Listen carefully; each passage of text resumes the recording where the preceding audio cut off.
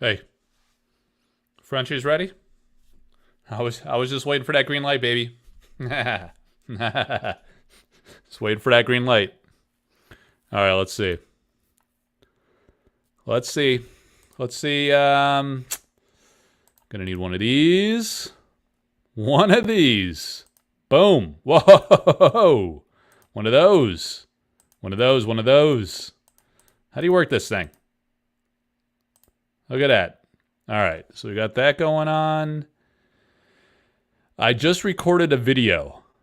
You guys thought I was just screwing around. I just recorded a video about one of these. One of those. So we got the details coming soon. The Bearish brothers say Friday. This Friday. You thought the dust store was the big news. You thought so. You thought so. We were one step ahead of the dust. One step ahead.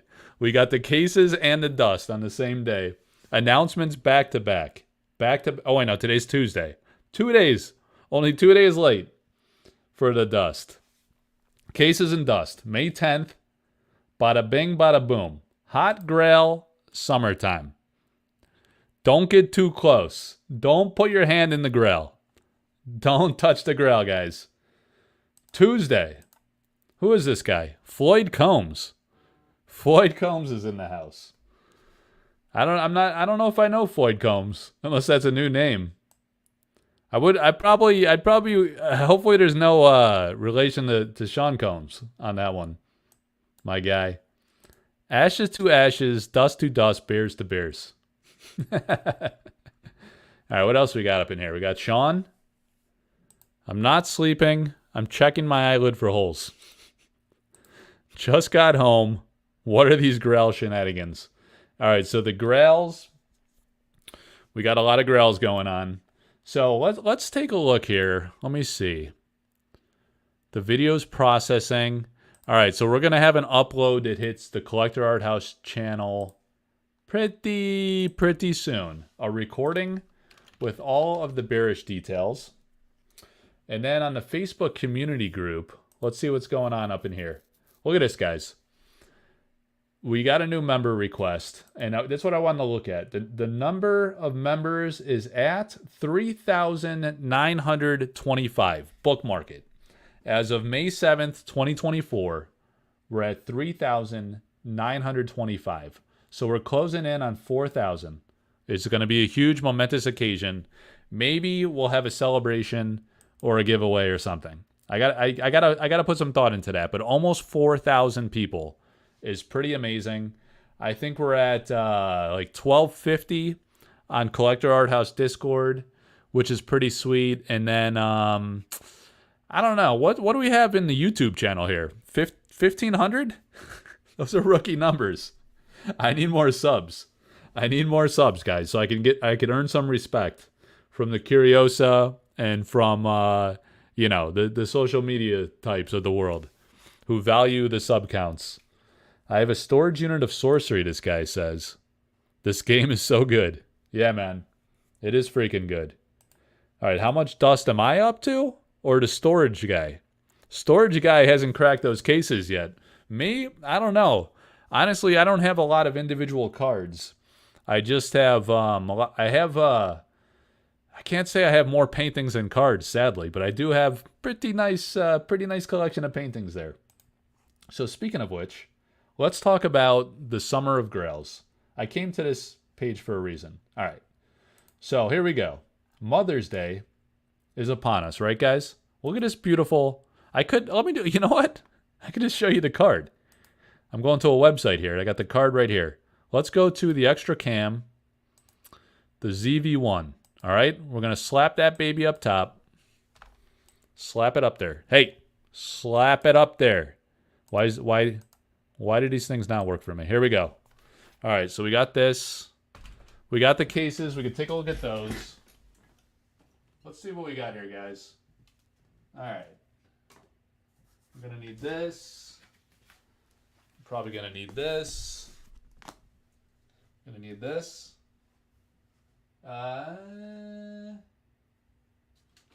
This will be interesting. All right. Here's the deal. All right. Got all the toys we need here, guys. So, first things first, a little zoomy zoom.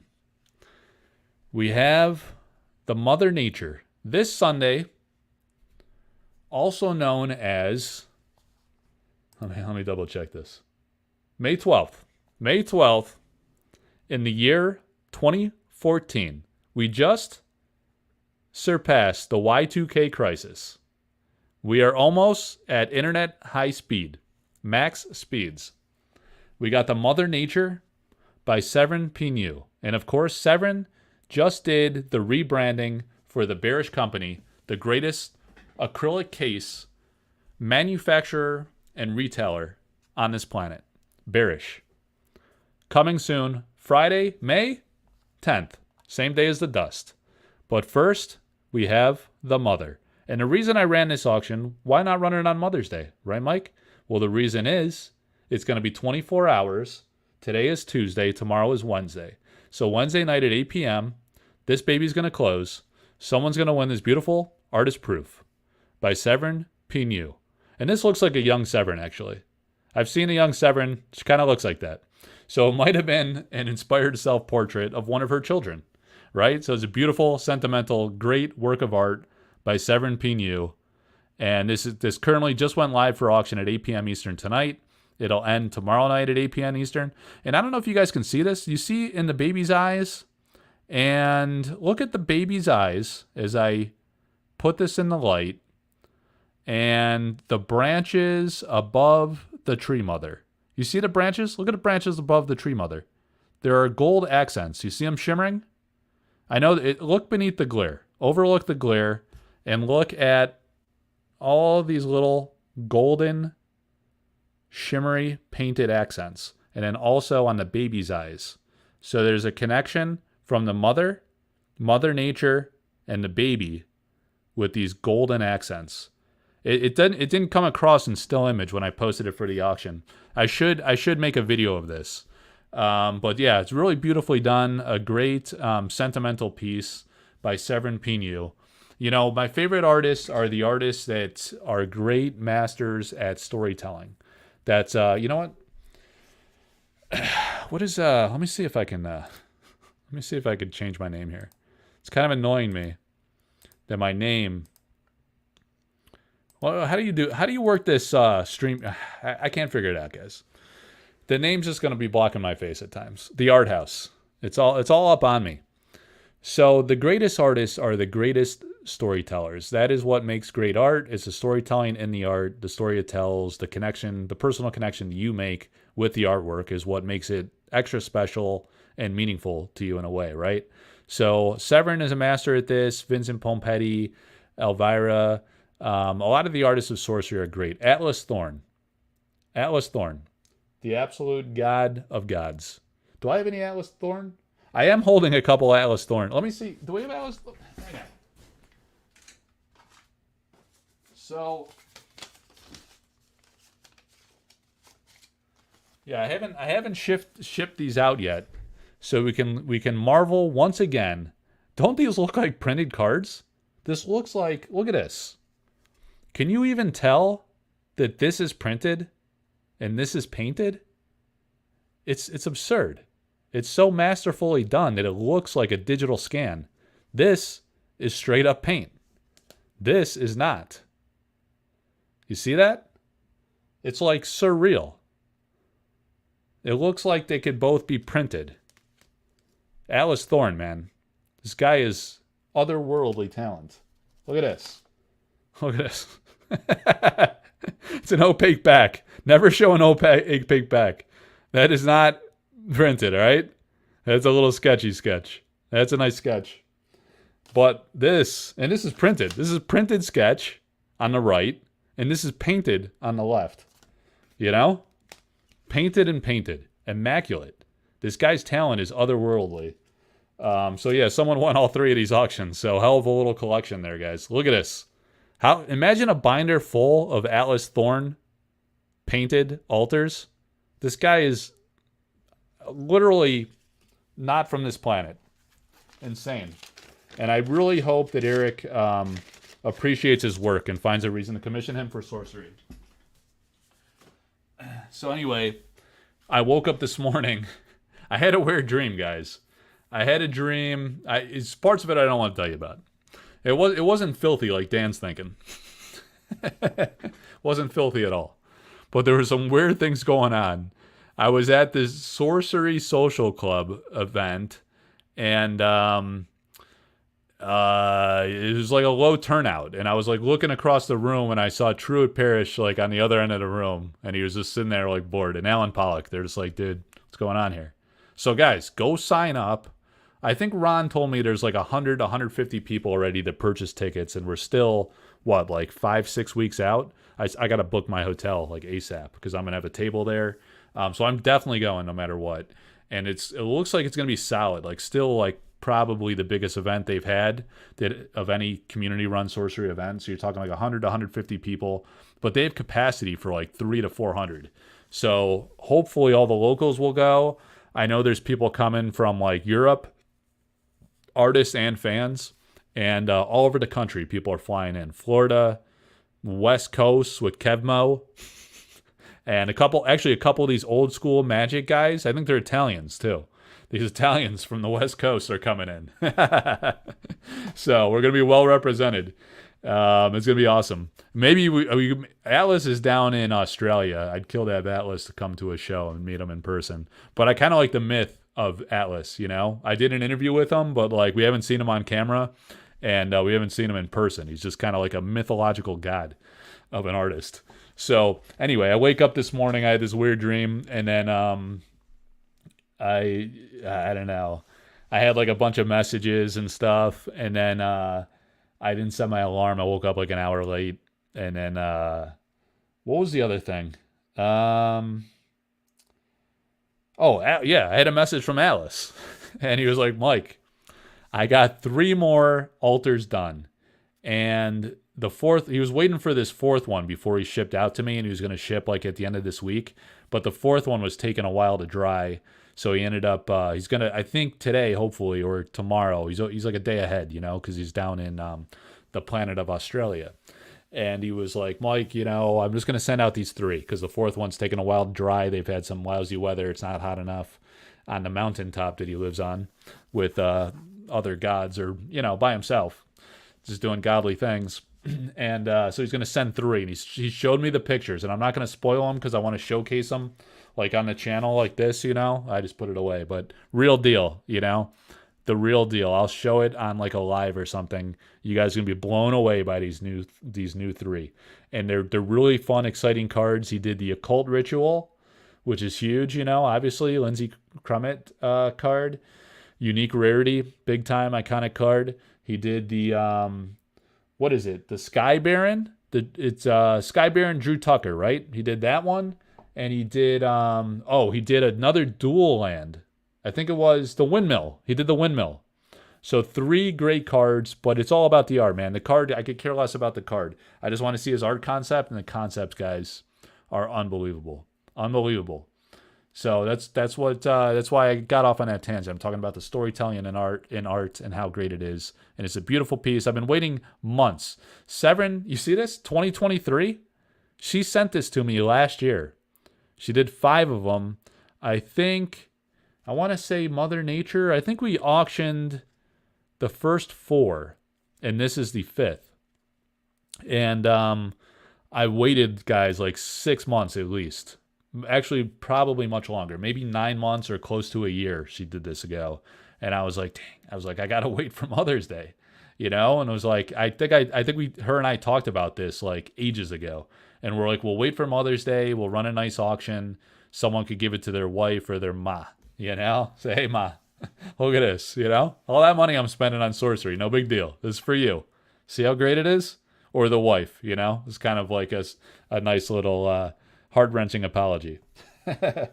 So you got that. So what we're going to do with these now.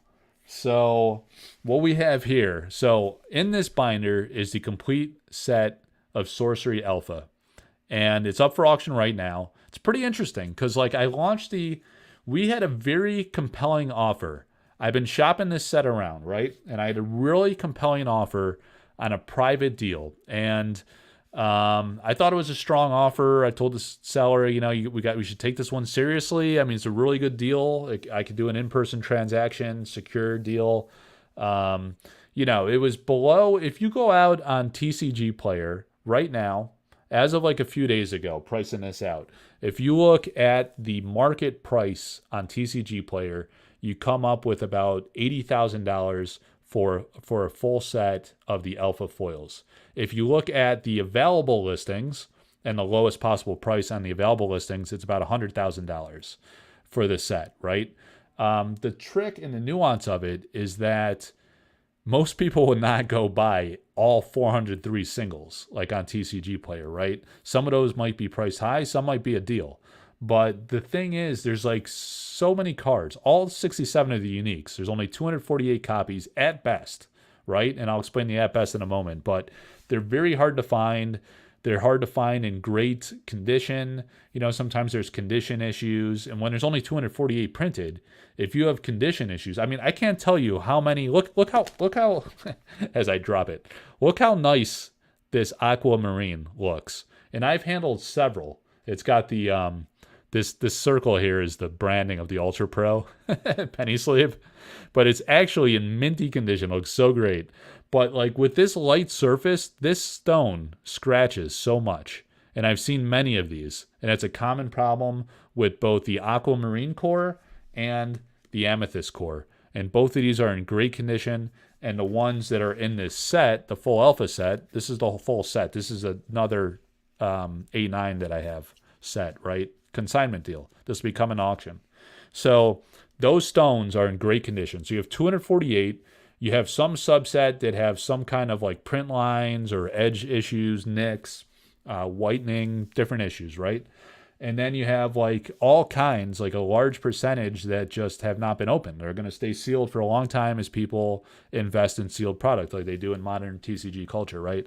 So in theory, 248 total possible alpha foil sets. And then you have the other element of rarity is that you have the theory of short printing of the backstab and the devil's egg.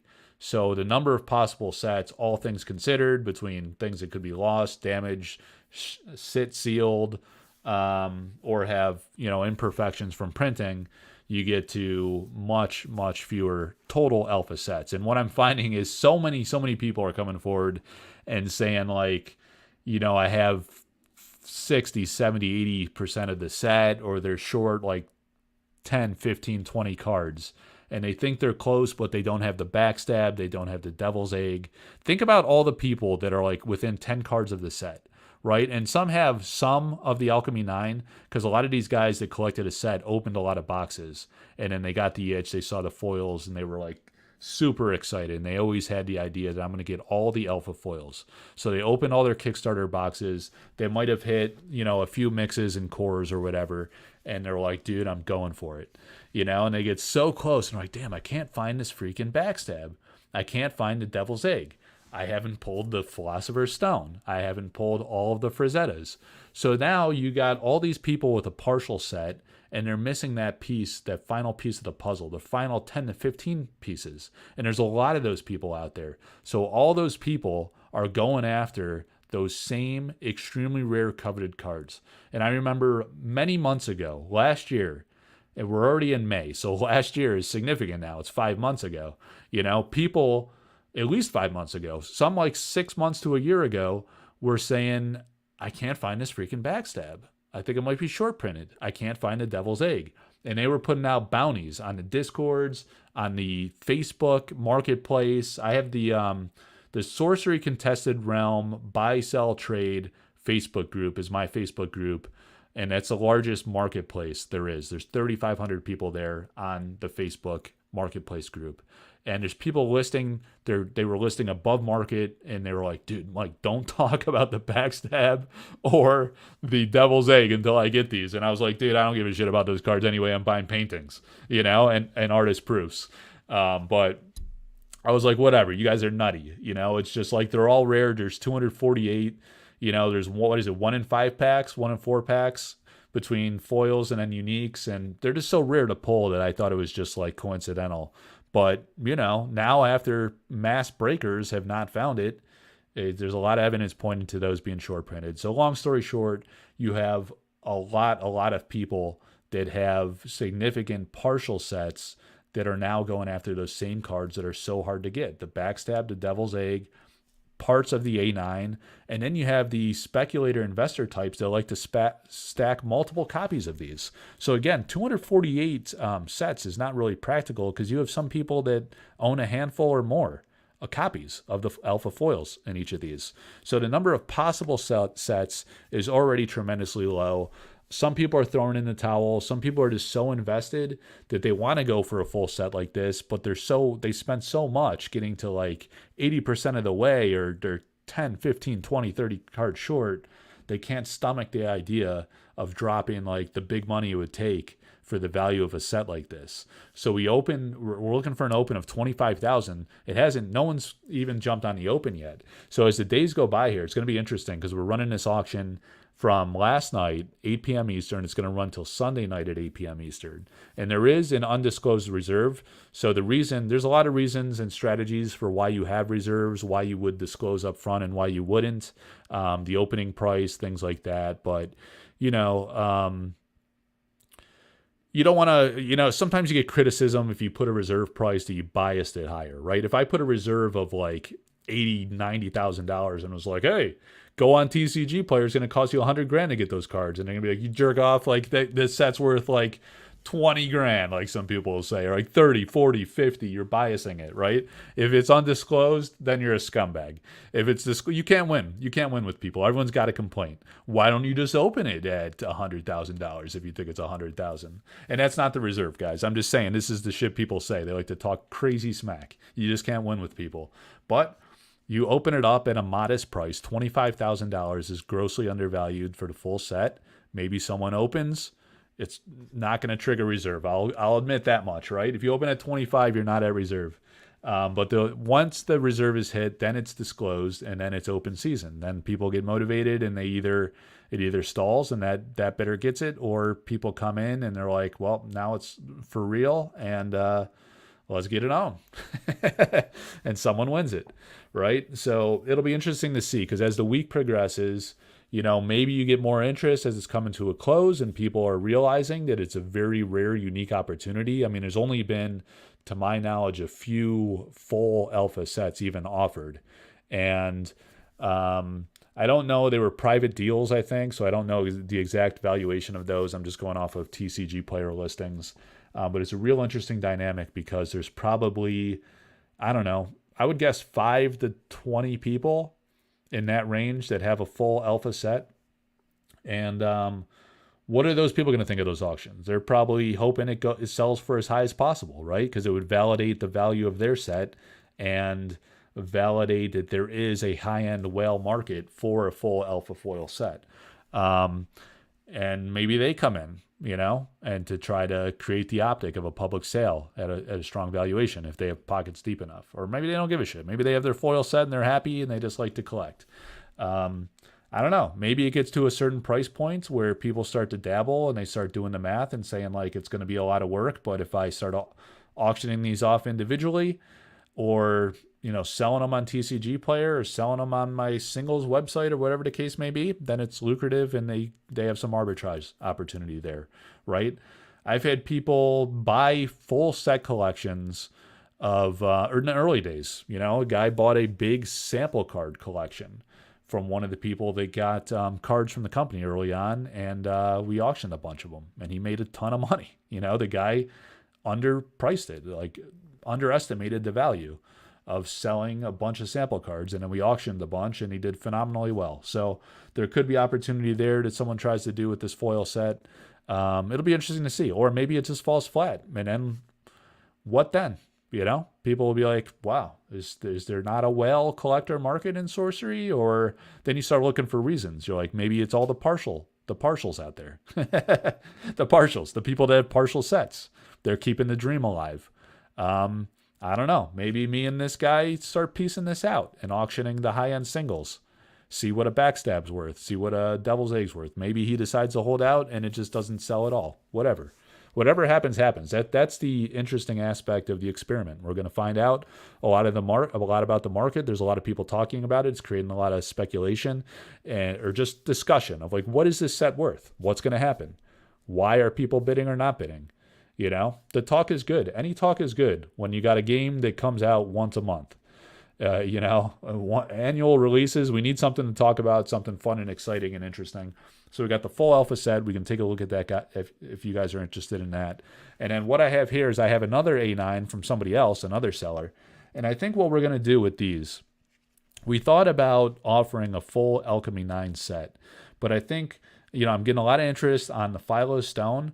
So I've been negotiating some deals on that. That might actually sell privately.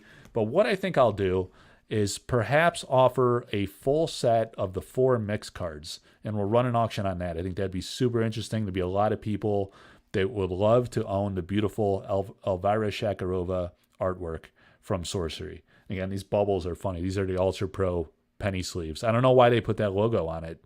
It's kind of wacky. It's like having like a game slab where you have a big ass sticker across the middle. Who wants that? Who wants that? Covering the art. So anyway, maybe we offer the full mix foil set, all 4 cards. But what I think I'll do for the cores is, since they're a little higher end with the A5, a little more valuable, we'll probably auction these off one a piece, right? And then that's the other thing. Like the strategy, we even talked about that with the foil set. We're like, we could piece this out, be great content, interesting, great auctions. It would help some people complete their full sets, maybe a lot of people, if they have different missing pieces of the set, and we could auction those off, and then, at least people can get to the finish line and close out those sets, because it's hard to find those cards. And when you do it individually, that's a broader market, right? You have a lot more people that can spend $1,000, $2,000, $3,000, $4,000, $5,000 on a card, but can't spend tens of thousands on the complete set. So it's a much broader market. It's just more time investment, more energy. So we'll see. We'll see what happens with that approach.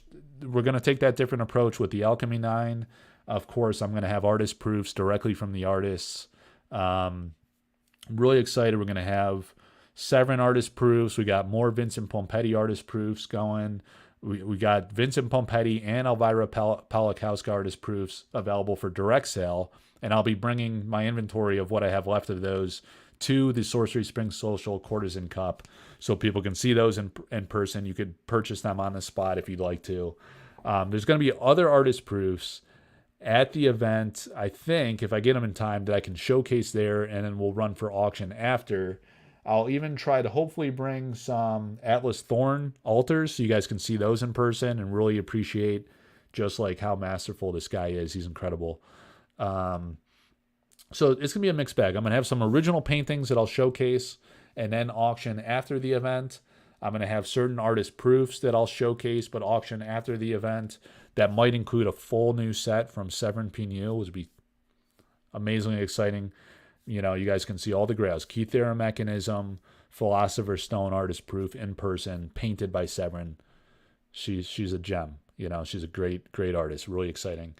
So some will be offered for direct sale. Some will just be showcased and then be auctioned after the event in Baltimore. That is June 14, 15, and 16. So look for those auctions in the latter part of summer. That's why I say it's a summer of Grails.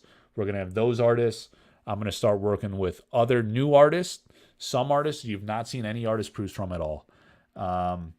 Some artists that we've seen very few, and they're working on more. So there's going to be more. It's going to be a nutty summer of auctions. Crazy stuff. All the Grails, original paintings, artist proofs, altars, high-end alpha foils, curios, everything, man. Everything. All right. That 100K, what is this? That 100K TCG low price is missing a few big cards that have no offerings? Oh, really? So you're saying it's 100,000 that doesn't include like a few big cards that are not even on TCG Player? Damn. So, yeah, if you were to go somehow find every single card, and here's the thing, you could go buy every single card individually, but you're going to have like shitty things happen, like undisclosed imperfections, roller lines, dings, edge wear, scratches, you know, or you're going to get scammed, you know? Like, what do you think is going to happen? If you buy 403 cards individually, you think all 403 transactions are going to go through without some jerk off ripping you off or like something getting lost in the mail? I mean, there's a lot of risk in that. So, and it's interesting. Like you say, like a set is worth over $100,000 of the full alpha foils. So, should there be a premium, do you think, on buying a full alpha foil set at once? Or should there be a discount for the convenience? Here's the thing. You can argue a premium for the convenience of the buyer, or you can argue a discount for the convenience of the seller. You know, you cut it both ways. It's a convenience for both, you know, doing like a single transaction, certainly. So how you price factor that, it's interesting. And then in Sorcery is a unique beast. I mean, just the extreme rarity, the potential short printing. Yeah, I mean, even the ones coming available are going to be the ones that are imperfect, right? Because the best ones are graded. Then you have like a subset that's graded. If you want a 100% raw set of alpha foils, guess what? The possibility of that just went down unless you're going to buy the graded ones and then crack the cases to put in your binder. You know, so you're going to pay extra premium for the grade, and then you're going to break it open and put it in your binder. I mean, the total number of possible sets just gets lower and lower when you consider all the factors. So anybody that has that, congratulations. This is not my set. This is a consignment offer. So maybe we get the sale done. Maybe it doesn't happen. Maybe the friggin' auction flops, and the guy's like, F these guys. F them. I'm going to throw it in the basement with all the corpses of my ex-girlfriends who got fed up. That's a dark thought, but you know, people get upset when you spend a lot on children's card games. You know, they get upset. All right, a full alpha set is worth what someone is willing to pay for it. Times are tough. You might not even get someone with 25K that is willing to even pay that. That's very possible. Like I said, I did have an offer that, I didn't say 25K is the price. I mean, yeah. That's the thing with an auction. It's whatever the open market said it is. Maybe nobody wants to buy a full set. I did have a very compelling, like very high offer, though, I will say, that the guy didn't want to take that deal because he wanted to test the open market. That's the beauty of auctions. You know, you roll the dice, there's some risk in that. If you need to sell it, there's risk in that. If you're not in a hurry or you're not worried about a no sale, you set a reserve and you take a shot. No harm, no foul, right? And then if no one buys it, you start talking. I've had several auctions, not a lot, like that didn't hit reserve, right? And then you end up negotiating and say, look, the artist was looking for this, or the seller was looking for this price. It didn't hit reserve. Are you interested? Many times the top bidder says, yeah, I just really want that card. I was surprised no one competed with me for it. Happy to buy it. Other times, people say, I missed the auction. I missed the close. I didn't know about the auction. I fell asleep, this or that. They buy it. Someone else buys it, right? Or I just hold it, and then I get an inquiry, and oftentimes people sell it. You know, people come forward. For whatever reason, they didn't bid. Sometimes even right after the auction, or gosh, shit, I missed it. What do you want for it? And they'll pay anything. You know, there's a lot of whales in Sorcery, believe it or not. I think it's like old magic money, crypto money. People just have valuable collections and they reallocate, you know, it's all opportunity cost. Sometimes I hear people like ho and hum, like, oh, I can't afford these artist proofs or these paintings. And they're like, but look at my full set, you know? Look at my full set of the Frazettas. Look at my Frazetta debt dealer. But they couldn't afford like an artist proof, right? You know, it's opportunity cost. You sell one thing and you buy anything you want, really. Can you really not afford anything? I mean, some people can't, but it's opportunity cost. You could sell stuff to get other things. What is that? What growth right here? What is that? What is that? You got hiccups? All right. Watch an iPad with mommy? Oh, Goosey. All right. High five. All right. Okay. Did mommy fall asleep? Yeah. Okay. All right, you go watch your iPad. All right, guys.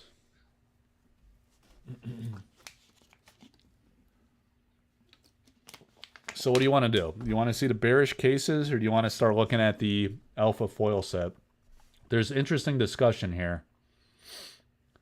Here we go. So this guy says, I feel it should be at a discount. Anyone that can afford something like this already has it or is well on their way to having a full alpha foil set. It's an interesting theory. That might be true. I mean, we're very far removed from the debut of alpha. So you're absolutely right. A lot of people have been chasing a foil set.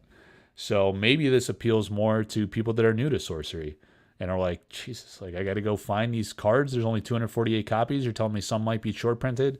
Some just never come on the market. Some freaking guys have been collecting a set for a year and don't have Devil's Egg and Backstab. I don't know. That kind of thing appeals to a new person, potentially. Yeah, so then you follow up, say, I think it's worth the price, but I think the ship has sailed. Those who can buy it already have it. I could be wrong, though. I'd love to see it sell way high. Yeah. Well, here's the thing, man. Like, that also, your theory, your first theory, let's go back to your first theory here. People already have a partial set and this and that, right? That assumes no growth in Sorcery. No one just came into Sorcery, right? In the past days, weeks, months. And they just, you think someone came into Sorcery like a month or two ago and just went nuts on the alpha foils? It's probably unlikely. I mean, they probably went for beta. Maybe they're chasing a beta foil set because it's far more affordable and reachable. Maybe, I mean, even like when Team Covenant still had product, maybe they were buying a bunch of boxes, cracking it, enjoying the break experience, and filling out a set, non-foil or foil. Maybe someone only went for a non-foil, and now they want to upgrade. You know, I was talking with Ed Beard Jr. He tells me many of his collectors buy a regular print or a lower-end print, and then he comes out with like a Geekly canvas print or something really high-end, and they actually buy that same artwork in a higher-end print. Same thing with paintings. Like, no one's going to buy that painting. They already have the print. It doesn't work like that. People upgrade. You know, they might have a non-foil set. They might give up on a partial set. They might go for the full. That's all I'm saying. Maybe, maybe not. Maybe the game's not growing. Maybe everyone does have a partial set. I don't know. That's part of the experiment. That's part of the intrigue of the auction format.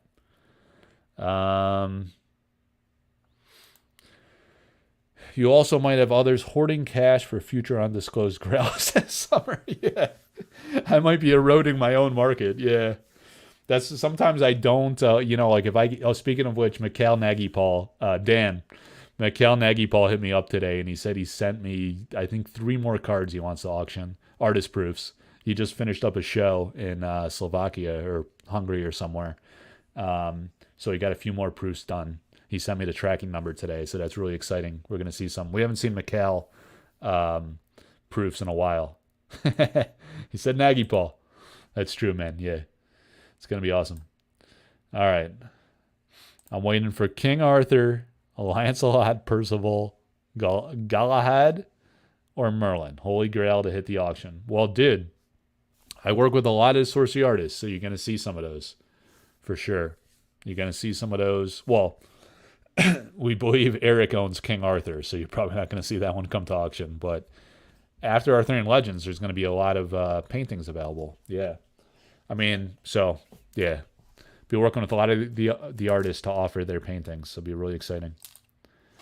Yeah, I mean, this is true. When you offer it as a full set, it takes away that collecting hint. I guess the thrill of building a set.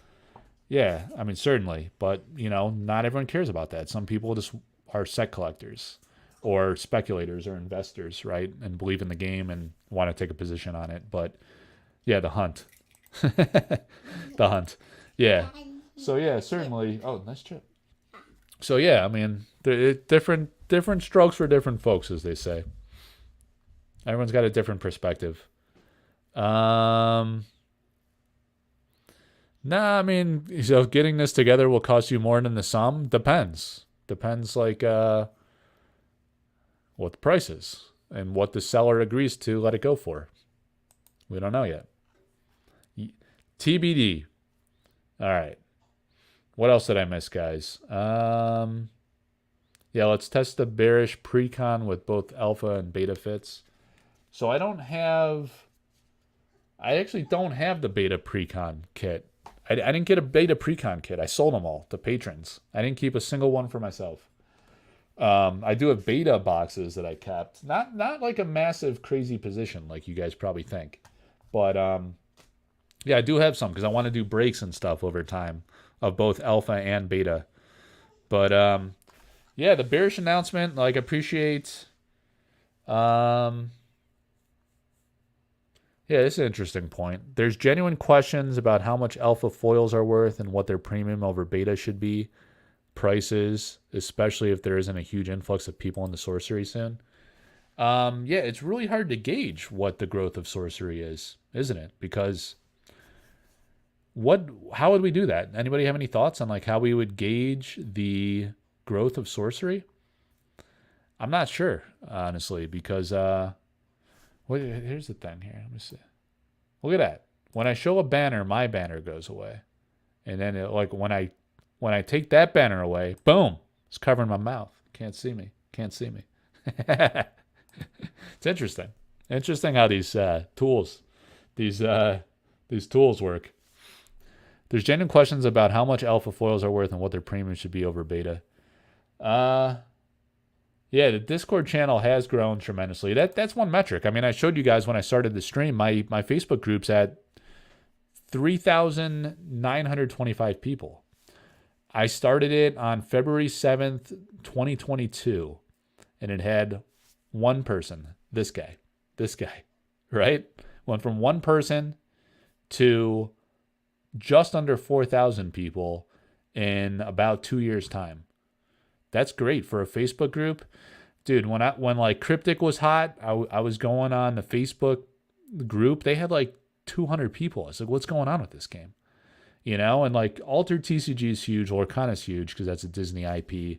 4,000's a lot for an indie TCG. That's really good. That's like a proud accomplishment. It says a lot about the culture of that group and just like the fact that people are enjoying it and find value in it and a reason to join and go check it out. It's great for the game too. It shows tremendous growth. You know, a lot of people are sharing news on the sorcery announcements there, which sometimes get lost in Discord or you know their Instagram or their social medias. So it helps perpetuate the message of the game. It helps get the art from the artists out there, from new artists now, the great alterists doing alters of sorcery cards, and the discords are growing too. You know, I got about 1,250 in my Discord, which is great. I mean, some of these like well-established YouTubers have like less than 1,000. You know, so that's really good for sorcery having over 1,000 just 2 years in. When we're only 2 sets in and we can't even get the freaking product. You can't get the product. I mean, that's gonna stall growth a little bit, but there's definitely a passion for it. Yeah, I think measuring the socials is a good metric, and you definitely see a surge around releases. So that's tough for someone like me trying to grow the different platforms. You know, the community platform, but then also like what I consider more my personal platforms, like the Collector Art House Discord, which is a community of people, but it's something that I run and control. And you know, like sorcery related forums in general, other content creators, we all benefit when the game has releases, and that's something we're gonna have to deal with because it doesn't have releases. So we're doing our own marketing ourselves and trying to spread the word of what we have to offer, why our content might be appealing, why auctions or like products we can offer, collaborations with artists, embellished prints, artist proofs, stuff like that, you know. Check out what's going on. All right. Despite growth, you need new person who is a wealthy and all in on the game. Yeah, that's true. Like someone new to the game, they might not have the conviction to buy a full alpha foil set. Yeah, the timing might not be right for this offer. That's part of the interesting experiment of it. You know, we don't know. That's why we ran it, to kind of test the market for it. If you find there's no market, guess what? There's probably 5 to 20 people who are like, well, I love my alpha foils, and I'm just going to hold on to it until, if they want to move it, then we're going to find out they either have to piece it out and sell the singles or just wait it out, you know, and decide to do something in the future. All right.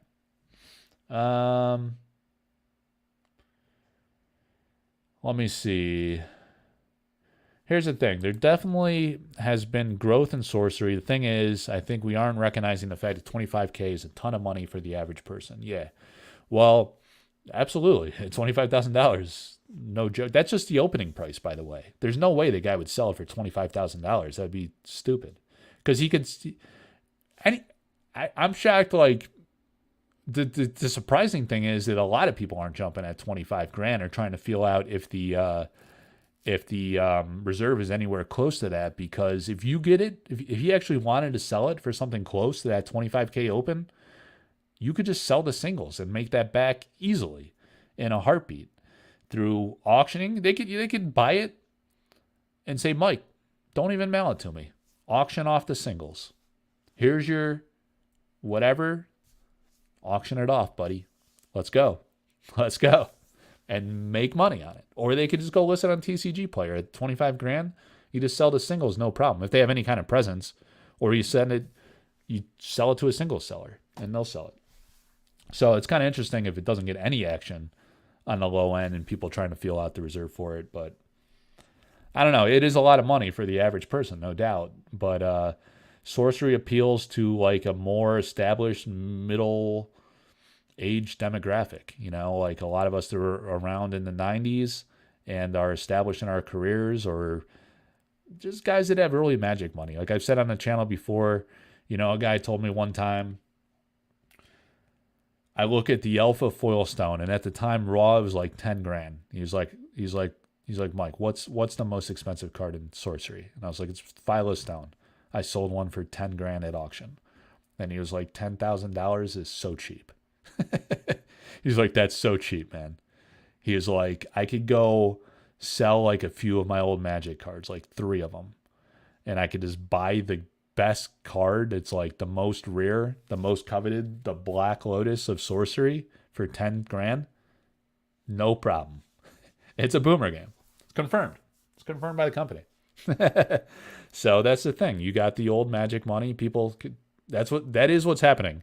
You know how many people I've heard say I have sold my entire Magic collection, or like sold off some of it, or like some of their old ones. I mean, a lot of people, if you were in that game in the 90s and you were older, I was very young at that time. So I was using my chores money to buy like packs of Revised and getting pissed off at the LGS that Legends was like $5 and Antiquities and Arabian Nights was like 10 or 15 or 20. It seemed absurd, but guys that were older that had like jobs like lawn businesses in the neighborhood, they were like in high school or like early career level in the 90s, those guys have a lot of those old Magic cards, and they're valuable at all condition levels, and they got a lot of them. So they sell them off and they see an exciting new game, and they get that nostalgia and the throwback to that early 90s era with the hot new TCG with the creative genius at the helm, making beautiful art. Like, how much of a unicorn project is it to commission over 400 paintings? Is like, it's once in a lifetime. It just is, right? Because we've never seen it in our lifetime, for one. In early Magic days, it didn't cost like what it costs today to commission paintings. I'm sure the startup costs were tremendous, and I don't know the whole history of how they did that, but think about what it would take. You got to be pretty wealthy and accomplished to pull off something like this. You got to have the success on the order that Eric has to fund the commission of 400, well over 400 paintings, because we've seen more than the alpha set was commissioned in 2018, 2019, 2020, 2021 timeframe that wasn't used in alpha. We've even seen it in card form. So well over 400 paintings commissioned, even if it was like $1,000 a painting, and I'm sure price varied based on artist and stuff, like some could command more than others, that's $400,000 just to get the paintings, the art for the game. And then you have all the other startup costs. So it's a unicorn project in that sense, not likely replicable, not likely going to be replicated anytime in our lifetime. What was that reboot game? Someone was talking about Warlords or something like that. That's using original art. And I saw that had Jeff Menges and Chris Arneson's another nice guy that's in the Facebook community group, and he goes to a lot of these TSR shows and knows Sudlow and Menges and Jeff Easley and all these guys. I've talked to a lot, and he's an artist too, and he did paintings for that game, so that's pretty cool. But it seems like it's much smaller scale. You know, you're not getting 400 new paintings for these cards, which is pretty amazing. Yeah, I need a hoodie, without a doubt. It's not gonna be cold for a while, but I don't know. Sometimes these nights and mornings get a little dicey. But yeah, I love hoodies. Simon was not gonna admit it, but here you go, guys. I am speculating. I want to make sure I mention this before Friday, before it actually happens. And I have no inside knowledge, and I'm willing to be a dummy if I'm wrong. But I am pretty certain, knowing how the Simon and how the Eric thinks, there will be dust store rewards that we have not seen yet. I would bet a great deal on that. I think there's going to be some high-end stuff. I think there have been words teased, and just like knowing the personalities of the guys behind the scenes, they love the element of surprise. And I bet we get some surprises on Friday. That's just a hunch. You know, limited items, high end, lots of points, lots of dust points. So that's just a speculative theory. I want to make sure I mention that before it happens, because it's going to happen.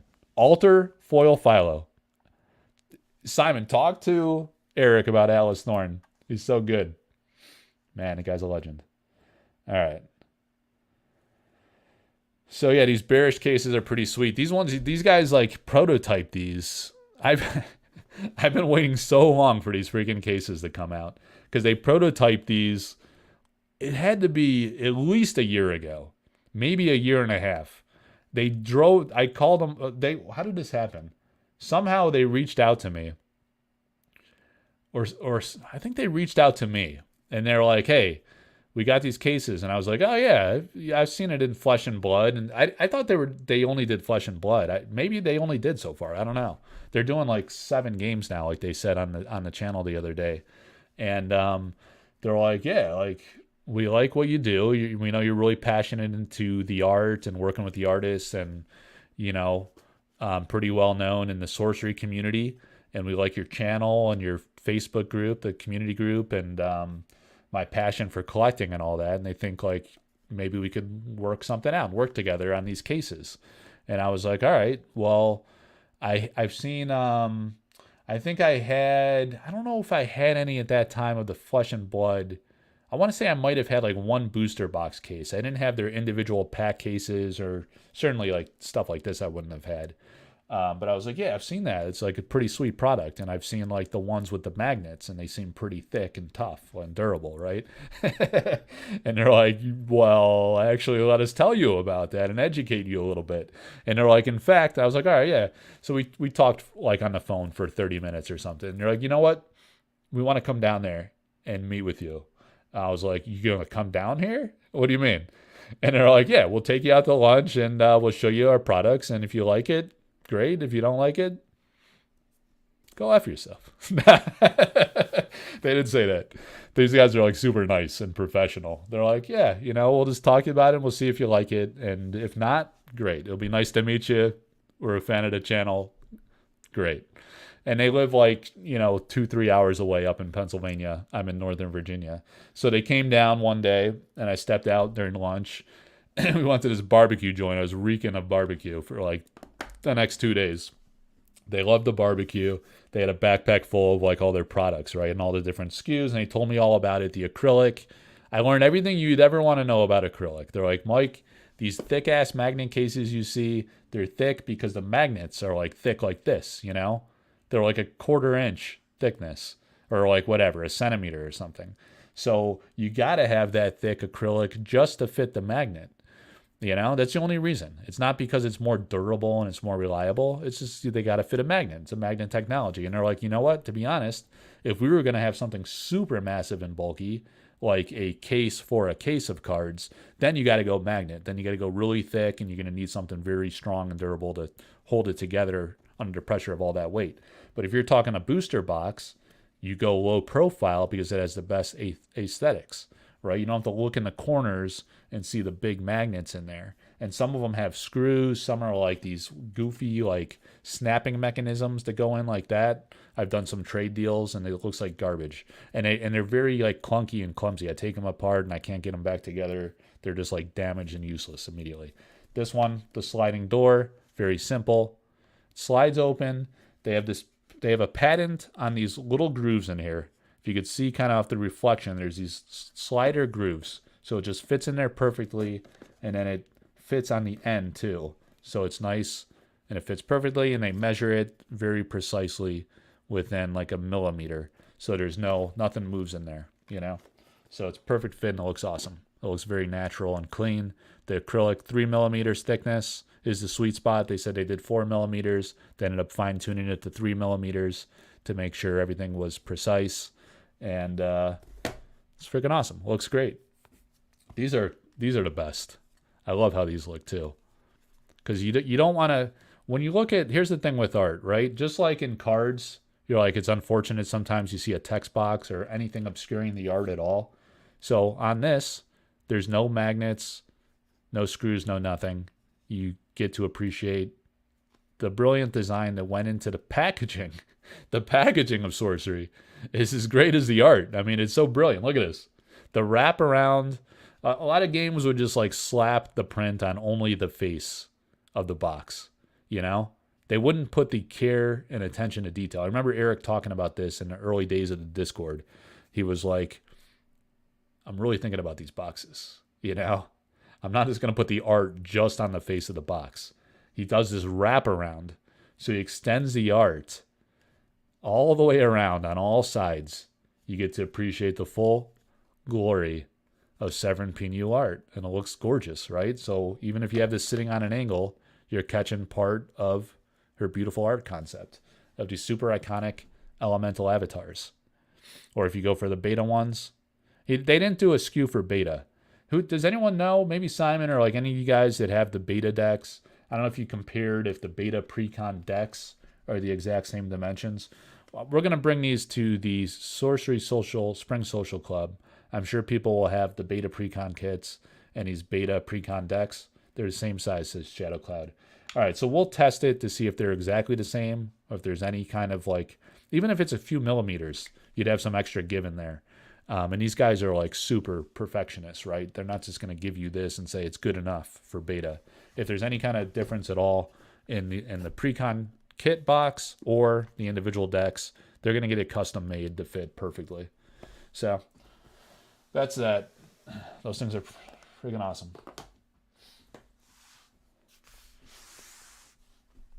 I wish I didn't miss out on those acrylic cases. I tried to mash a beta box and a BCS. What is a BCS? Is that an acrylic case company?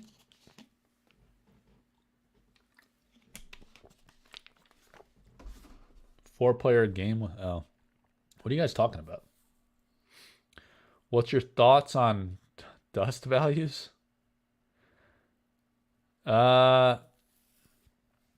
I don't know, man. It's like 3 days away. I don't know if it's worth speculating unless you're trying to like get ahead of it and buy from these guys that are selling dust codes. But what a just speaking of the dust program, what a great value proposition for both the company and the fans, right? The company gets valuable data on who and where these boxes are being purchased or opened, really. Like I talked about it before. You can't get data at the point of purchase. Like when you do a reward/loyalty program, you know the exact buyer at the point of purchase. You know, they're using a discount affiliate code, discount code, or whatever. There's barcode technology, but it happens at the point of sale. Like you get, or like your credit card. If from a credit card transaction, you obviously know who owns the credit card, and you know you can tie it exactly to that person, that account holder. But with the dust codes, you can buy the box, you could resell it to somebody else. So it happens at the point of registry of the code. But nevertheless, they're going to get data from that, which is a great value proposition for the company. And then the intrinsic value of a give back, a redemption, there's reasons why companies do redemption programs. It's a win-win for the company. It incentivizes buying more of the boxes. It improves the value of the box. You know, one of these mass breakers was telling me he's opened like 1,000 to 2,000 boxes, right? So he's gonna make 1,000 boxes. You sell a dust code for $10, he's getting $10,000 back on his investment of boxes. And then like the average person on a much smaller scale, if you could sell a dust code for $10, we're gonna see the price is gonna regulate based on demand of the dust rewards ultimately and the cost to get those rewards, right? So it'll be interesting to see. There'll be a whole economy around dust codes, which would be a little different and fun and funny in some ways. But it's a value proposition because you're buying a box and then you have additional implicit value in the packaging of the box. So that's a win-win too, because you're incentivized to buy. You buy the box, you redeem the code, and you either get value back via something you covet, like a promo, like a hoodie, you know, the apparel or whatever interests you from the dust store, and you get value back from your purchase price, which you don't get in other games. Or you sell the dust codes, and then that discounts your cost to acquire the product. You know, someone will buy the dust codes, whatever the value ends up being. So it's a win-win. The company wins, the customers win. It's a great idea. All right. You think they'll let us buy the shirts and the hoodies? I don't know. Yeah, I don't know. I'm going to guess no. And here's why. I think they want you to acquire the codes. They want you to redeem the codes. If you can purchase the stuff in the dust store, there's a revenue proposition, but it undermines and dilutes the incentive to scratch off your dust code and provide them the data that they get from that. So I'm going to guess no. I don't know. Maybe they think that's not a big deal and will be proven otherwise. But for that reason, I will speculate no. That's not working? All right. No. Okay. There you go. All right. There you go. All right, watch out for the boxes. They got some dust codes on those. 10:30. We got a 3-year-old roaming around. 10:30. East Coast time. Sorcery contested codes. What happened? You ran into the laundry basket? You gotta watch where you're going. What happened? Let me see. You need a hug? All right. Is your iPad working? All right. You watch the show. I'm a Fenvel Muse. I'm the healer. All right. What are we talking about here? Give bars ma? Those laundry baskets. It's dark over there, man. You're walking around, you're looking at the iPad, boom. Smash your leg on a laundry basket. Hazards everywhere. All right. So let's take a look at what we got here. Let's take a look at the alpha foil set that nobody wants. All right, guys. Got to go for tonight. My kids do the same thing. All right, JC. We're going to take a look at the alpha foil cards that nobody wants. That's overvalued. That's, no one's joining the game. Look at this glare here. The glare is terrible. Ah. All right. Terrible glare. I can't do a whole lot about the glare, guys. I could do max zoom and it minimizes. So let's talk about some of these cards here. The brows, when you get the brows, as legend has it, you oftentimes also find the foil philo stone or vice versa. And the brows is a sick card. Unique magic to probe the possible. Look at your next 7 spells, put 1 in your hand, and the rest at the bottom of your spellbook in any order. It's one of the top cards. Big time card there. Of course, the blood. What I love is that when I look at these cards, I have a connection to the painting in such a unique way. I either know who owns the original painting, and I know who purchased this one. Amazing painting, Francesca Berald. Or I've sold like a lot of these paintings myself, or I own the painting, which is the best of the 3 scenarios I just described. So, The Apprentice Wizard, if I'm not mistaken, Simon has that one. Blank, another community guy. Blood Ravens. Interesting story on Blood Ravens. It was in the collector tier. It gets sent to the guy. Unfortunately, there's some damage in transit. So the company very nicely said, hey, we're going to take care of you. This is what we'll do. Simon had a sample card of the Blood Ravens. He said, I'm going to give you a sample card. And the sample cards were the hottest things in the world at this time. So the guy was very happy with that. And then we're going to take your painting. We're going to send it back to Mikhail Nagy-Paul. He's going to touch it up and fix up the few areas where it had some scuffing, some defacing of the paint a little bit. So Mikhail took care of him. And Mikhail Nagy-Paul is an absolute master of the brush. He fixed this thing up. It was immaculate. You know, you would never know. It looked absolutely pristine. And the things were like fairly minor anyway, but he took care of it perfectly. And then we actually resold this painting, the Blood Ravens. We auctioned this recently, a few months back. So that was really cool. The candle mask, the brows, actually, believe it or not, this was called Scroll Curator when it was in sample card form. So in the very early days of development, that card was called Scroll Curator. And I've actually pulled that sample card on the channel. Huge hit. This was in the collector tier. Guy on my Patreon owns that one. Candlemass Monks. The day it was revealed, immediately I contact my guy, Andrea Modesti, and I was like, listen, Andrea, tell me you got the monks. I got to have the monks. And he had it, baby. And now I got it. So I got the monks. Thrilled with the monks. I love the monks. Because you look at all the Mikhail artwork, and this one stands alone. It's so unique and different. Not Mikhail. I was talking about Mikhail. Andrea Modesti. I love Modesti. All right? Chaos Twister, guys. This genius bastard in my Discord bought the Chaos Twister recently.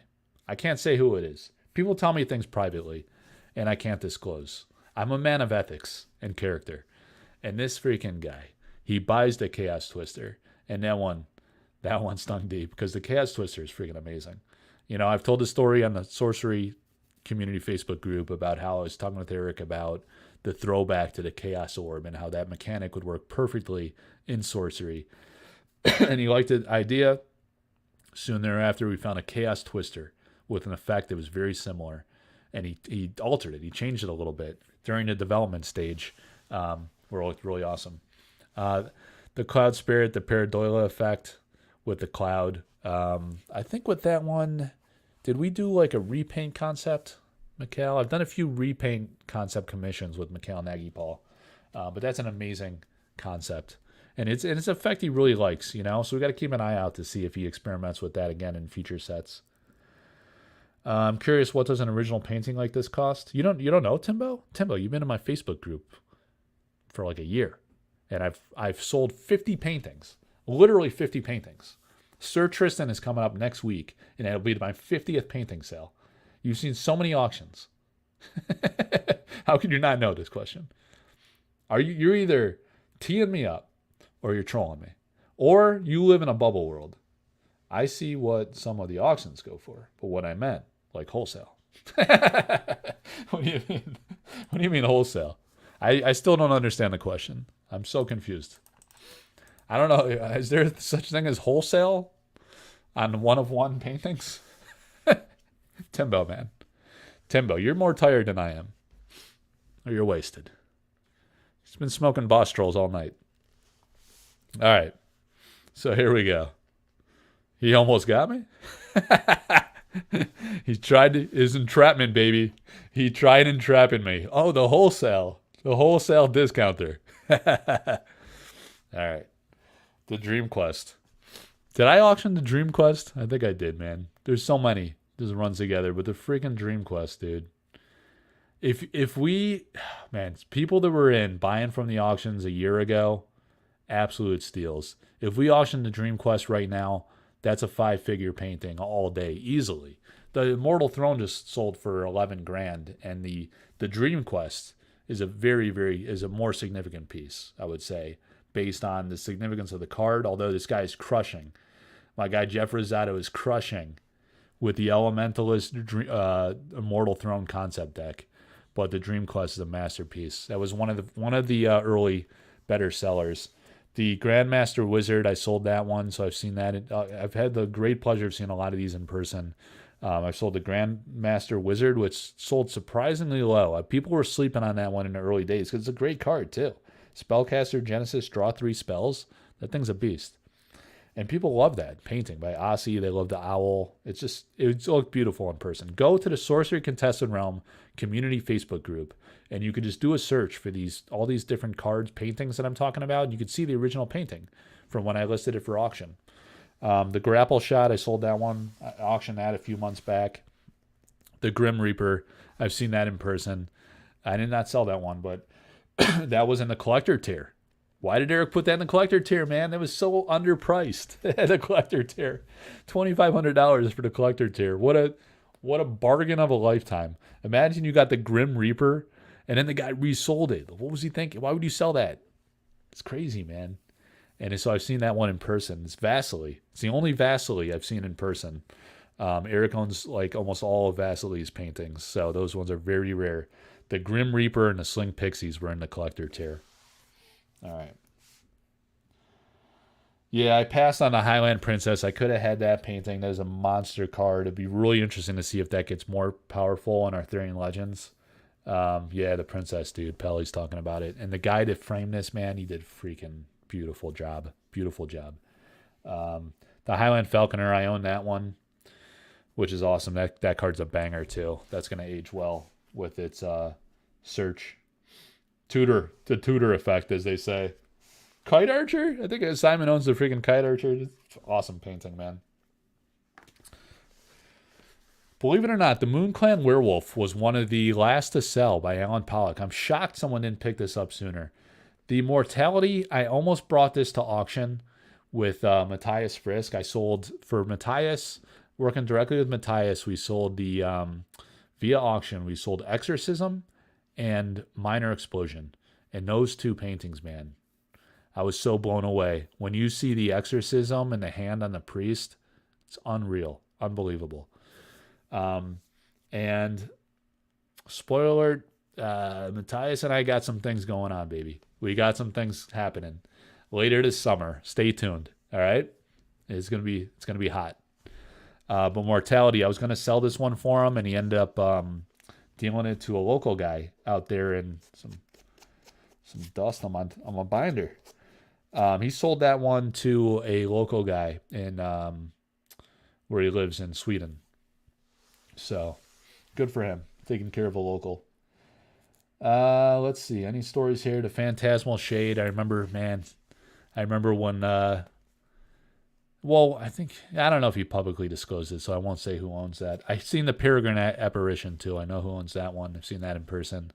This one is a great piece. So the interesting thing on the Phantasmal Shade is that if you notice here, and I probably got to zoom a little bit, there's some red on the card, like on the cape here, and then on this monster, like in the back, right? But Santiago Caruso, he came on my beta box showcase event, and he's a great guy. He told me he didn't speak any English, so I lined up 2 fluent to translate for him. And then Santiago comes on. He's talking like a mile a minute. He speaks English better than me. So it was funny. I went through all this effort to get a translator, and the guy's like brilliant. And I was like, dude, I've seen you sing in English on your Instagram. You go live all the time singing. And he was like, oh, no, Mike, I don't know much English. And I was like, all right, dude, well, I'll get a translator. We'll see. We'll help you out. He comes on, no problem. Just like when Severn came on for the first time for the Alpha Showcase, no problem. Speaking better than me, man. These artists, these European artists, Santiago's down in Argentina, but he's a great guy. And he paints in like all black and white. So this was kind of added digitally by Eric. Let's see. The Rain of Arrows. Yeah, my buddy owns that one too. Down in Florida. Really nice guy. John. The Sling Pixies. Oh, sorry guys. The Sling Pixies I mentioned were part of the collector tier. So that one resold at least once or twice. Guys, the Sky Baron. Atlas Thorn did this legendary altar of the Sky Baron. You're going to love it. These next 3 coming from Atlas. The guy's a god. The Snow Leopard I could have bought from Lindsay, but I was a dummy, and I did not pull the trigger. What else here? What other stories do we have? I don't think there's. Um. Yeah, I think I know who owns the Recurrent Spectre, I believe, by Sublo. Let me see. The Easley pieces went really early. Is there interest? Is anyone interested in the Zephyrin airship, I wonder? There's a guy that's been talking to me about potentially offering the airship. Marta and I were going to bring it to auction, but she ended up selling it direct. And the guy is thinking about moving on from it. So we might auction that piece. I don't know, Timbo. Maybe at wholesale for that one. We'll see. But yeah, I've told the story about the whirling blades. You go to collectorarthouse.com and get the story behind that. The Wind Blast, of course, is historic because we have the sample card with the other version of the artwork.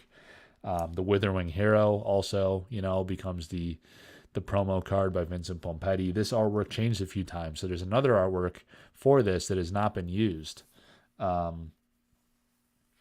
which is a real nice one by Vincent. Got a hair there in the binder. The Assorted Animals was a cool one because that was a card that was not disclosed until Alpha, as I recall. That was a surprise in the set, and it's so flavorful and cool. I've been talking to Vasily to see if there's a way we can get some prints out of Russia.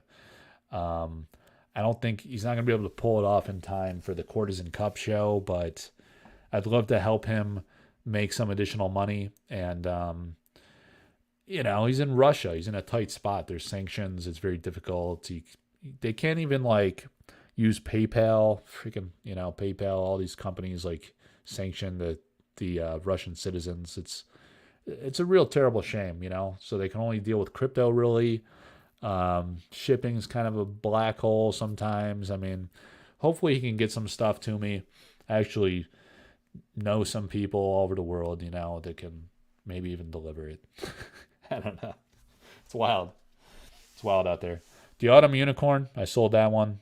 Beautiful piece. Severin's always the GOAT. The Dryads, I sold that piece too very early on. Elvira Shakarova is one of the first artists that I started representing and working with. Elvira's awesome, man. She's just such a nice person, really great, and really is a real authentic personality and real nice, sweet person. And, has principles and stands for something, which you got to respect in life. She's awesome. She does awesome work. The Amazon Warriors, I believe, was in collector tier. So a buddy of mine in Patreon and in the Discord ended up acquiring that one. Good for him. That's an amazing piece. She did really cool artist proofs with those. Let's see. The Boss Troll. The Bosk Troll. And the Cave Troll. Common Sense, great one by Drew. Did anyone buy that painting yet? I mean, what is going on with that? I was shocked. He still had that for a while. Maybe he raised the price because he knows that's a good card. Of course, the Tangle Terrain, we got the Wicker Mannequin. I don't know, the Wicker Mannequin's a separate card. In Tangle Terrain, we have a Alpha Curio of that, which is really cool. Dispel. I own the Dispel original painting. That was in collector tier. I acquired it from a guy. I bought his uncut non-foil sheets. I bought his Dispel painting, and I bought his 4 sample packs. Like an absolute savage. Yes. Yes. Yeah. Yeah, I love that painting, guys. It's Elvira Palikowska. The Delician Phalanx. I sold that one. Nice guy in Discord ended up pick that up. He loves that one, so it's great. That was one of the first Vincent Pompetti paintings I saw in person. He does great watercolor work. It's a really real gem, that one. Crusade and Jihad. I actually know who owns those. I don't know if he's willing to let it go. One of these days maybe. But Truett Parish, man, those are his two masterpieces. And the Vanguard Knights, I think, is really great. Exorcism, yeah, I mentioned that earlier. I sold that for Matthias. Beautiful artwork. The King of the Realm. I sold the King of the Realm a while back, man. Why didn't I not just freaking keep that painting, There's some regrets in life where, should have just kept it, right? You send it off, it's probably never coming back. However, it was purchased by a guy who owns an LGS in New York City. So you can go to that store in New York City and see that prominently displayed. Beautiful. The guy did a masterful job. Real nice golden statement frame he put on that, which is awesome. Monster Hunter was one of my favorite from Jeff early on. I just love the concept. It really has like a great throwback vibe, and the color choices, the shape. I mean, it has like a video game, like early 90s MTG throwback golden era of fantasy TCGs vibe to it. Those are two of some of his best, in my opinion. The Monster Hunter and the Mordric Druids. Really great. The Overpower is interesting. Vincent and I are going to offer this at some point. We auctioned this in the early days, and this freaking guy, like, that won the auction, he's such a weirdo.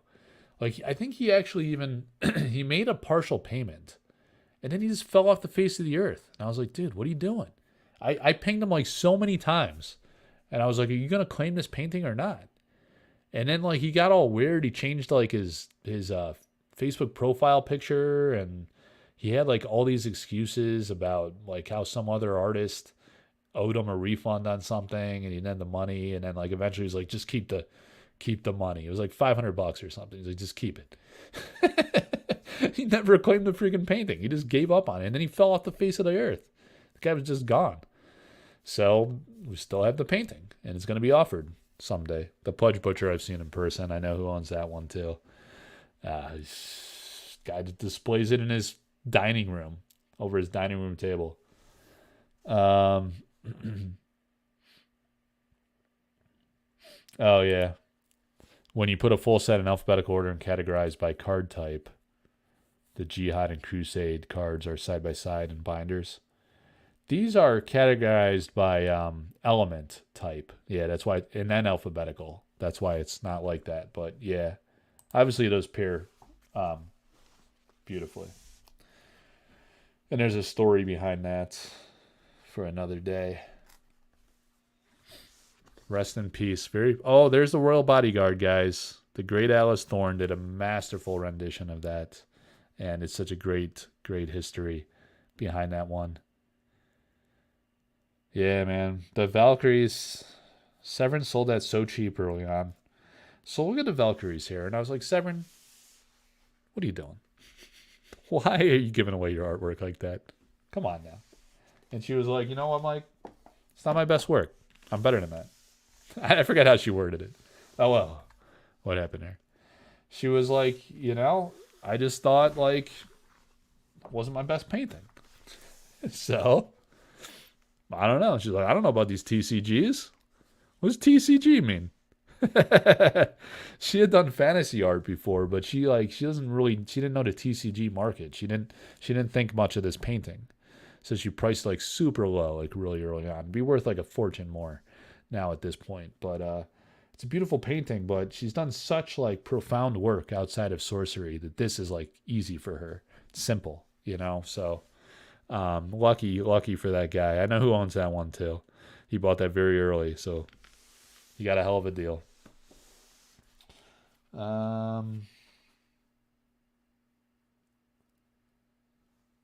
The Slumbering Giant. I mean, there's a Spellcraft card I have that has a different artwork for that. You love Sisters? Did I pass Sisters? By Aussie? That is a real cool. Oh yeah, Sisters of Silence. Yeah. Ossie's an old soul, man. He's a funny guy, Ossie. I was like, dude, you can do these artist proofs or what? He's like, Mike, I don't got time for that. Ain't nobody got time for that. Ain't nobody got time for those artist proofs. And he was like, you know what, though? When I do it, I'll let you know, Mike. I ask him every 6 months to a year. I was like, Ossie, you gonna do those proofs? He's like, ain't nobody got time for that, buddy. He just doesn't do it. He doesn't got time. He's a busy man. He's doing the Lord's work out there, creating beautiful artwork. All right, we got through those elements. Man, look at these bangers, too. So I was at the IX art show 2 years ago. Lady walks up to me.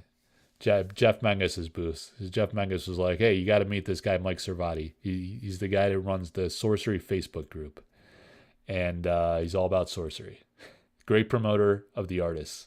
And they're like, yeah, you know this mummy painting? I told this story a few times. I was like, I do know that mummy painting. I was like, well, what about it? And they're like, we own that one.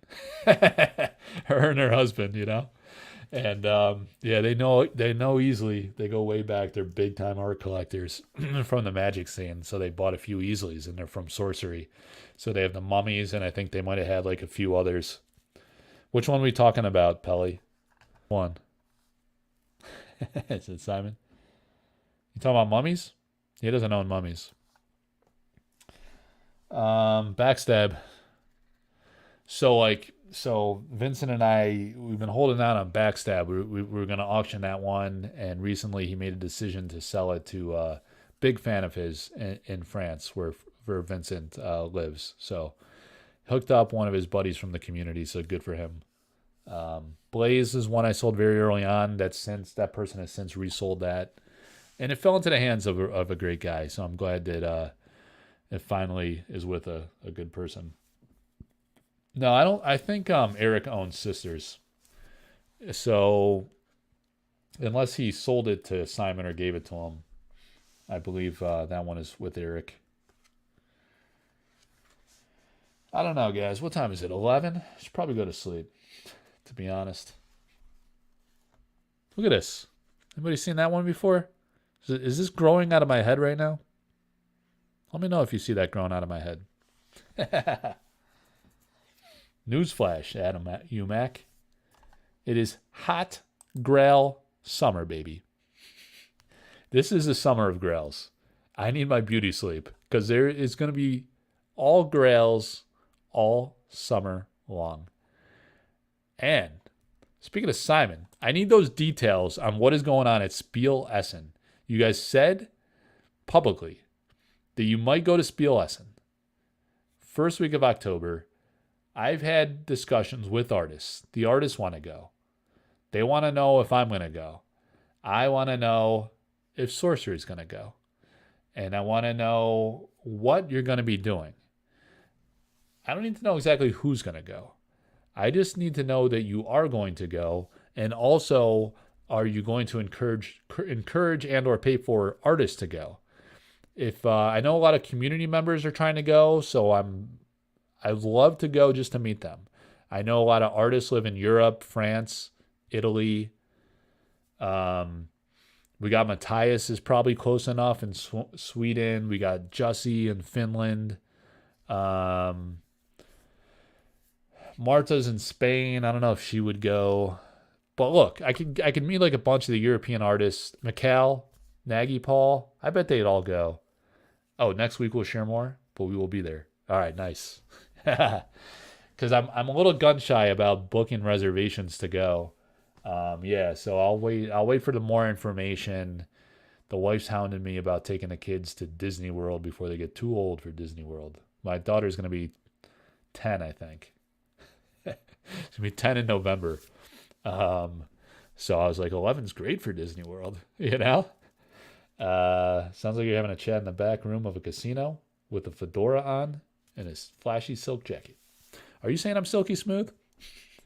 I've been talking like nonstop for an hour and a half, and my freaking like throat hurts. I'm underhydrated too. But yeah, Spiel Essen, I'm giving that very, very strong. It's a really expensive trip. Germany is no joke. You look at hotels in that area, and it's like 400 plus a pop. So between that and then I gotta take time off of work and flights.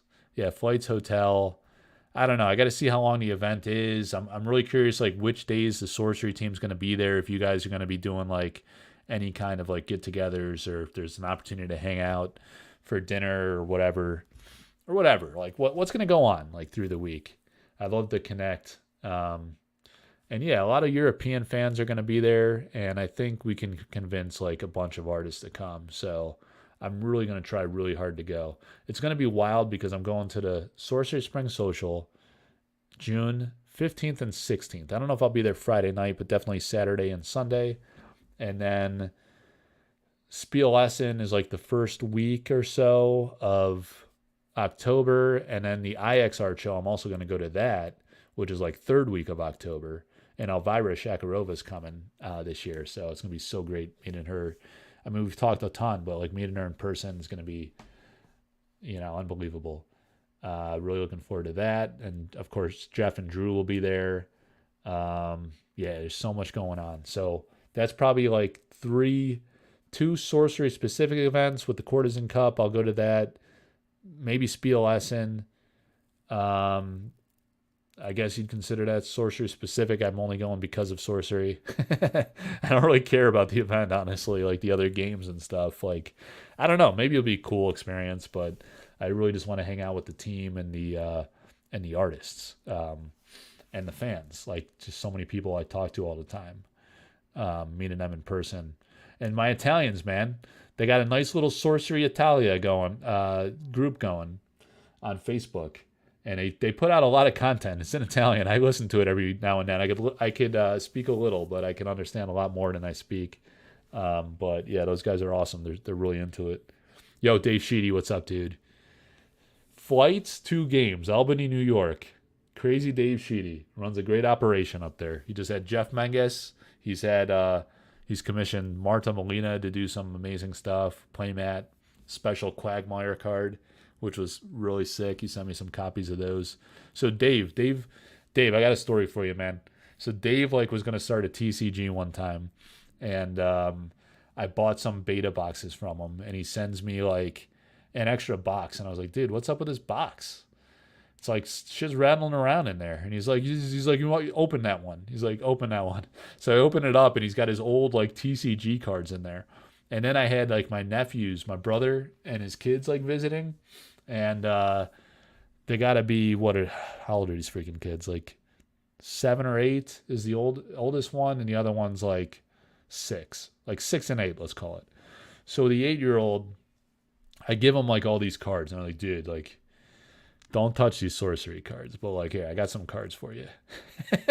So I give him the crazy Dave Sheedy cards, and then I find out a month, yeah, Beast Clans is what it was, Beast Clans, and then.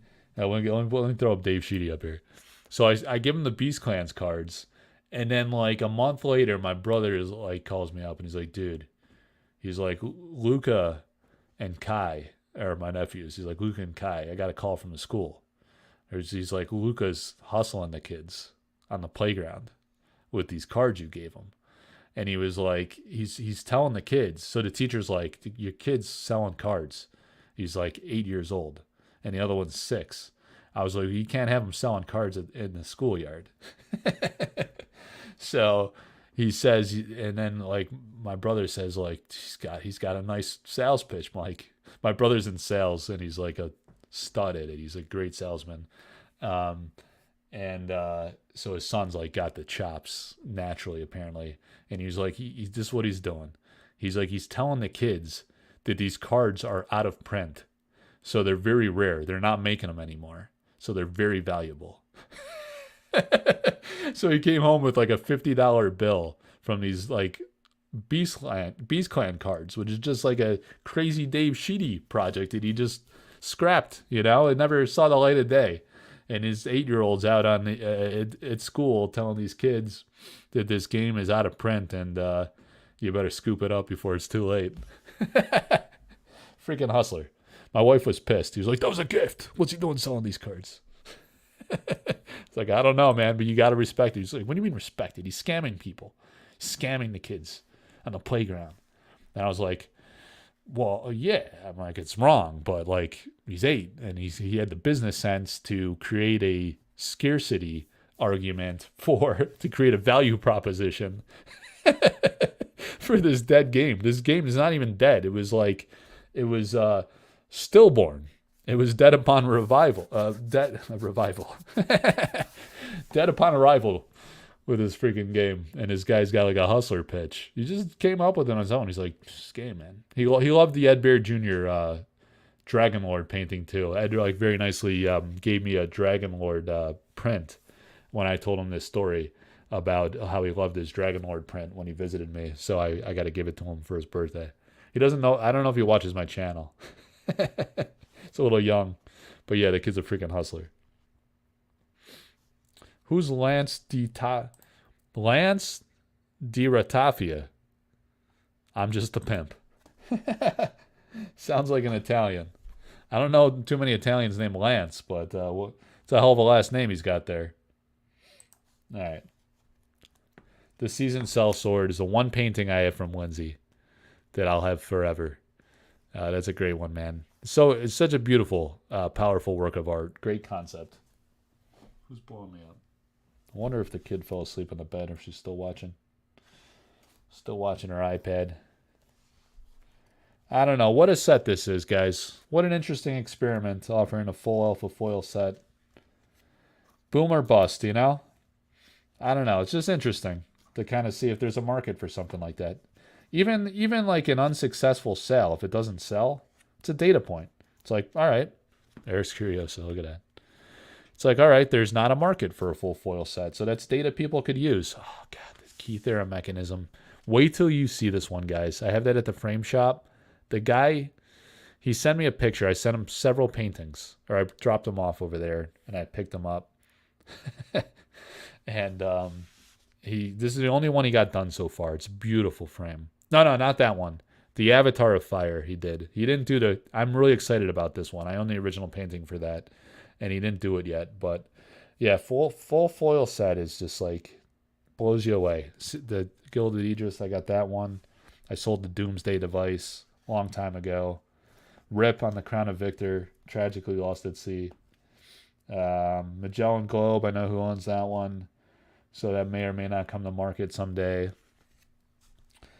I don't know, guys. The Philo Stone. Such a beautiful set. The Spear of Destiny, that's my baby. I got that one at the frame shop too. Man, what a collection. Yeah, it's really... There's my Avatar of Fire. The frame I picked for that, guys, is out of this world. You're going to love it. That's the one he sent me the picture of. But it had some like blue like tint on the frame. Doesn't have blue in the frame, but it was like coming off of the mirrors. Yeah, Dave is the #1 of Keith era and the foil. That is a gorgeous card. The day Eric revealed that one, that's another one. Immediately, I contacted Severin and picked that one up. Man. The avatars are great. Rodney Matthews, man. It was such an big moment in my life when connecting with Rodney Matthews and him coming on my beta box opening. And for Arthurian Legends, I'll hopefully I can get a box from the Sorcery team again. And I will plan another epic event in true collector art house style, like we always do, with as many artists as possible. And yeah, man, I had Rodney on and his wife. Very nice. Both of them are like the sweetest people, just so nice. It was just, he's such a freaking legend. And I know he's doing Arthurian stuff. This was the only card in Alpha, the Dwarven Forge. You know? Purchased by John Cleese, the celebrity actor, comedian, Monty Python. He owns the original painting. He bought it decades ago. And it was licensed for Sorcery. But Rodney is the GOAT. We're trying to line up an interview. You know, we talked about it on the beta showcase, and he said he doesn't like talking on camera, but once he gets rolling, like him and his wife Sarah said, like he enjoys it. So we'll try to line that up. That'll also be coming. The Summer of Grails includes an interview with the great Rodney Matthews. That's going to be a special treat. All right, Timbo. Yeah. Costco Art House. Wholesale paintings. Yeah, look at that. And then we close strong. He put all the Atlas cards at the end of the binder. So there it is. This is the set that's up for auction. The entire Alpha Foil set. Oh, and then he put for good measure, he includes the box topper promos. Oh, and the champion card. Great. There you go. It's worth 110,000 instead of 100. I don't know. It's worth whatever people will pay for it, just like someone said earlier. The market decides in these auctions. That's the nature of the beast. All right, guys. We kept it under 2 hours. It's kind of impromptu. Thanks for everybody. Thanks, Simon, for showing up and chiming in. I can't wait to hear more about Spiel Lesson. Looking forward to Dust rewards on Friday. I think there's going to be a secret surprise with the Dust rewards. I have no inside information, but there's no way they're only coming forward with only stuff they've already revealed. Hoodies, T-shirts. I want that stuff. That's probably top of my list, to be honest. Then you got the promo cards. Then you got the great playmats. But there's got to be some banger limited exclusive stuff. You know, it's the Eric's Curiosa way. They know about collectability. They know how to create incentive for you to want to acquire those booster boxes and create value. It's going to create value for the booster box because there's going to be great rewards for the codes, for the Dust. It's a win-win. Makes you want to buy more and makes you want to collect more. It just improves the demand, improves the value of the boxes, improves collectability. This game is the ultimate unicorn project with the original paintings, the collectability, the curios, the extreme rarity of foils, the high-end Dust rewards that are yet to be announced that we're going to be surprised with on Friday, in my estimation. That's my prediction. You heard it here first. I've been running my mouth all day about it. So we'll see. We'll see if I'm right or if I'm just a big dummy. I was surprised to see the beta foil backstab. More expensive than alpha. I don't know, man. Maybe speculation is running wild. Or maybe there's just more demand for beta right now. People don't want the alpha foils. Fine. Maybe we'll piece it out. Maybe the guy will just take it to the grave with him. We'll stick to art. Artist proofs and paintings. All right, guys. Pudge Butcher towel? That's filthy, dude. You gonna dry yourself with a Pudge Butcher towel? A Pudge Butcher towel. All right, guys. Thanks for hanging out. Please like and subscribe and share the videos. And thank you for the fun we have on these streams. I thank you for all the comments, too. A lot of times it's weird. Like, it gets all quiet in the comments. I'm trying to have a conversation, trying to ask questions. No one can be bothered. It must just be my deep, sultry voice, as Jesse says, putting you guys to sleep, luring you guys to sleep as I'm trying to talk about the glory of the great Alice Thorn, of the great Severn Pinu, of the great Sorcery Contested Realm, Eric's Curiosa, Unicorn Project, Severn, the GOAT, Mother's Nature. All right, guys, take care. Have a good night. I'll see you.